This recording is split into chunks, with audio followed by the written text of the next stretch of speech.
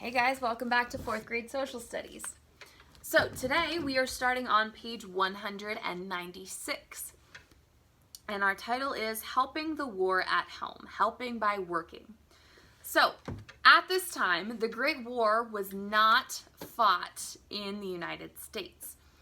It was fought in Europe. So Europe was being war-torn, bombs were dropping on Europe. Nothing was really happening in the United States though. Soldiers were coming from America and going to Europe to help in the war effort. So Americans had the special opportunity of helping at home. So we're going to learn a little bit about that now, okay? So it says helping the war at home, helping by working. Changes came to America as the soldiers trained and left for war. With so many men leaving the country, many jobs were left with no one to do them. Often, women took over these jobs. More women than ever took on jobs outside their homes during World War I. Women did the farm work, delivered mail, and worked as clerks in stores and offices. Some worked on railroads or drove trucks and ambulances. So women did not do this before. This was an entirely new thing for women to do at this time. Okay, let's look at that picture. It says Colt's Patent Firearms plant in Hartford, Connecticut, where women inspected automatic pistol parts. So these are the guns that were going to be sent over to Europe, or were going to go with the soldiers over to Europe to fight the war. Okay? Some women worked directly with the war effort. Many went overseas to work as nurses, but there were war jobs to do at home too. Volunteers rolled bandages or knit warm socks for the soldiers. As remember, the trenches were really, really wet and cold. Women built weapons and shells in factories. The Navy even allowed women to enlist, so be soldiers. The position they held was known as yeomen, but people called them yeomanites. The yeomanites did mostly office jobs such as translating, operating telegraphs, and sending messages. So they weren't fighting necessarily, they were working in Europe with the war effort, but they weren't holding the guns and shooting enemies. Okay? Some women were glad to go back to their household after the war, but many others realized they had been able to earn more money than ever before. They continued to work after the war ended. Helping by saving. Another change on the home front was the need for Americans to save money and food. A country at war must pay for new expenses. The more citizens save, the more resources that can be used for the war effort.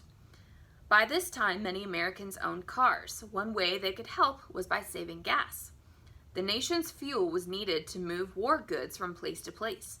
The government urged people to walk more instead of driving. Many Americans planned for one day a week to be a gasless day. They would try to go for an entire day without driving their cars. President Wilson asked a man named Herbert Hoover to take charge of the Food Administration. Hoover asked Americans to help save food. They could volunteer to have meatless days and wheatless days. In this way, more meat and grain could be shipped overseas to feed the soldiers. The Food Administration published recipes for foods that could be prepared without sugar or meat. Americans also planted vegetable gardens and grew their own vegetables and fruits. These were called their victory gardens.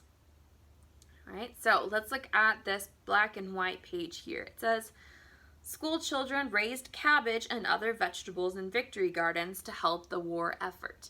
So instead of going to the grocery store and buying their food, they're now growing their food to make room for the soldiers to have that extra food. All right. Turn the page. Let's look at this pie chart. It says Americans raised over $30 billion for the war effort. That is a lot of money, especially during this time in history. It says 75% of the money was from bonds, bank, and personal loans. So the government needed money, and so they borrowed it from the Americans. Okay, and 25% was from income tax. Helping by paying. Just before World War I broke out, Americans had begun to pay income tax. Income taxes were an important resource the government used to pay for the war. Americans also paid for the war in more direct ways. America could buy war bonds. Buying a war bond was like loaning money to the government. Someone who bought a war bond could get his money back later on. Since the government paid interest on war bonds, he got back more than what he paid. Even children helped. The government set up a special program for them. They could buy war savings stamps for 25 cents each. Posters encouraged children to help Uncle Sam by buying these stamps. I'll stop there for today.